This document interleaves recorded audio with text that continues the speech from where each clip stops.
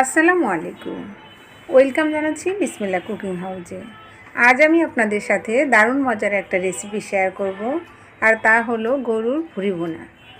এই ভুঁড়ি ভুনাটা অনেকের কাছেই খুবই পছন্দনীয় একটি খাবার, আবার কেউ আছেন এটির নামও শুনতে চান না। তো যারা ভুঁড়ি ভুনা খেতে পছন্দ করেন, আশা করছি আমার আজকের রেসিপি তাদের কাছে ভালো লাগবে। আর আমার রেসিপি যদি ভালো লাগে প্লিজ আমার চ্যানেলটি সাবস্ক্রাইব করে নেবেন, আর ভিডিওতে একটা লাইক দিতে ভুলবেন না। চলুন তাহলে দেখে নিই কীভাবে তৈরি করতে হয়।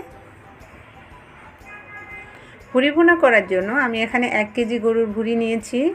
কেটে ধুয়ে পরিষ্কার করার পর এখানে 1 কেজি আমি ছোটো ছোটো টুকরো করে কেটে নিয়েছি। আপনারা চাইলে এর চেয়ে আরও ছোটো করতে পারেন, তবে এর চেয়ে আর বড়ো করা যাবে না, কারণ এর চেয়ে বড়ো করে কাটলে এটি খেতে ভালো লাগবে না।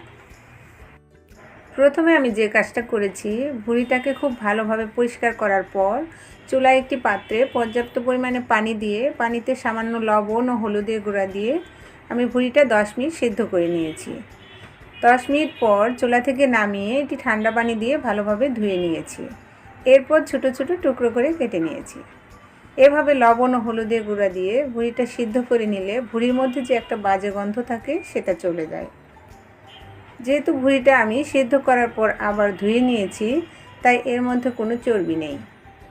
আমার কাছে মনে হয় ভুঁড়ি রান্না কিংবা গরু মাংস রান্নায় সামান্য একটু চর্বি না হলে এটি রান্নার পর দেখতে ভালো লাগে না, এমনকি খেতেও ভালো লাগে না।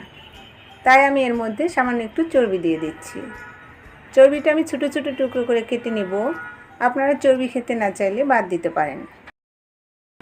এরপর আমি একটা মশলা তৈরি করে নেব। আমি এখানে নিয়েছি সাদা এলাচ, কালো এলাচ, লবঙ্গ, গোলমরিচ আর নিয়েছি দারচিনি। এই সবগুলো মশলা সামান্য একটু ভেজে আমি গুঁড়ো করে নেব। আপনারা চাইলে বাজারে কেনা গরম মশলাটাও ব্যবহার করতে পারেন, তবে আস্ত গরম মশলা দিয়ে ভুঁড়ি রান্না করলে ভুঁড়ির টেস্টটা ভালো আসে না। আপনি যখন আস্ত গরম মশলা কিংবা গুঁড়া মশলা দিয়ে রান্না করবেন তখন নিজেই পার্থক্যটা বুঝতে পারবেন। এরপর চুলায় একটি কড়াইতে আমি হাফ কাপ তেল দিয়েছি। তেলটা গরম হওয়ার পর এর মধ্যে আমি পেঁয়াজ কুচি দিয়েছি। পেঁয়াজটা হালকা ভেজে নিতে হবে। পেঁয়াজটা আমার হালকা ভেজে নেওয়া হয়ে গিয়েছে। এ পর্যায়ে আমি দিয়ে দিয়েছি 2 টেবিল চামচ আদা বাটা, 2 টেবিল চামচ রসুন বাটা, দিয়ে দিচ্ছি আমি 1/3 কাপ পেঁয়াজ বাটা। একটু নেড়েচেড়ে ভেজে নিতে হবে। এরপর দিয়েছি আমি 1 চা চামচ হলুদের গুঁড়ো, 1 টেবিল চামচ লাল মরিচের গুঁড়ো, 1 টেবিল চামচ ধনিয়া গুঁড়ো, 1 টেবিল চামচ দিয়েছি আমি জিরা বাটা। আপনারা চাইলে বাটার পরিবর্তে গুঁড়োটাও দিতে পারেন। সামান্য একটু পানি দিয়ে আমি মশলাটা কষিয়ে নেব। দিয়েছি 2 টুকরো তেজপাতা। এরপর আমি যে গরম মশলাটা গুঁড়ো করে নিয়েছি সেই গরম মশলাটা দিয়ে দেব। এরপর স্বাদ মতো লবণ দিয়ে মশলাটা খুব ভালোভাবে আমি কষিয়ে নেব। মশলাটা যত ভালোভাবে কষানো হবে রান্নার টেস্টটা ততই ভালো আসবে। দেখতে পাচ্ছেন আমার মশলার উপরে তেল ভেসে উঠেছে, তাই মশলাটা আমার কষানো হয়ে গিয়েছে। তো এ পর্যায়ে আমি ভুঁড়িটা দিয়ে দিয়েছি। একটু নেড়েচেড়ে মিশিয়ে নিতে হবে।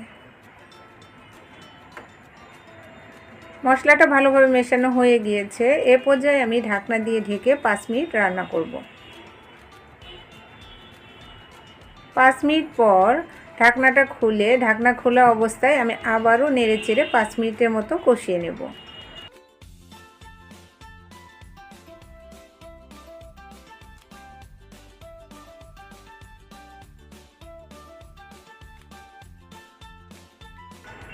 ভুঁড়িটা কষানো হয়ে গিয়েছে। এ পর্যায়ে আমি দিয়ে দিব 4 কাপ ফুটন্ত গরম পানি।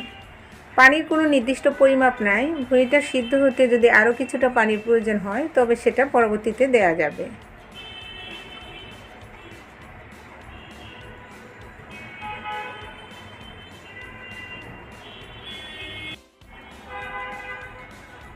এরপর ঢাকনা দিয়ে ঢেকে ঝোলটা কমে যাওয়া পর্যন্ত অপেক্ষা করছি।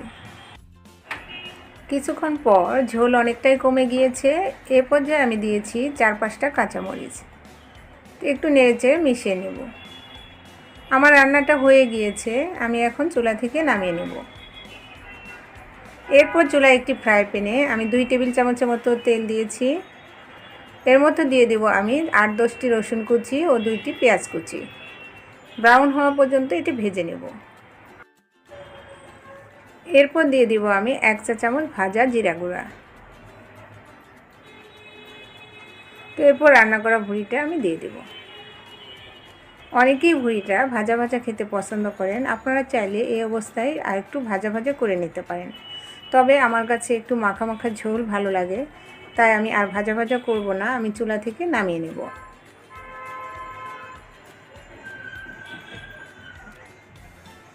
আমি চুলা থেকে নামিয়ে নিয়েছি, এবার পরিবেশনের পালা।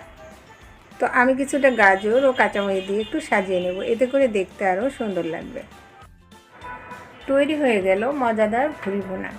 আজকের ভিডিওটা আপনাদের কাছে কেমন লেগেছে আমাকে অবশ্যই কমেন্ট করে জানাবেন। আর এখনও যারা ভিডিওতে লাইক দেননি, প্লিজ আমার ভিডিওতে একটা লাইক দিয়ে দিবেন, চ্যানেলটি সাবস্ক্রাইব করবেন আর পাশে থাকা বেল আইকনে ক্লিক করবেন। এতে করে আমি নতুন কোনো ভিডিও আপলোড করার সাথে সাথেই নোটিফিকেশন চলে যাবে। আপনারা সবাই ভালো থাকবেন, সুস্থ থাকবেন, আমার জন্য দোয়া করবেন, সেই কামনায় আজকের মতো বিদায় নিচ্ছি। আল্লাহ হাফেজ।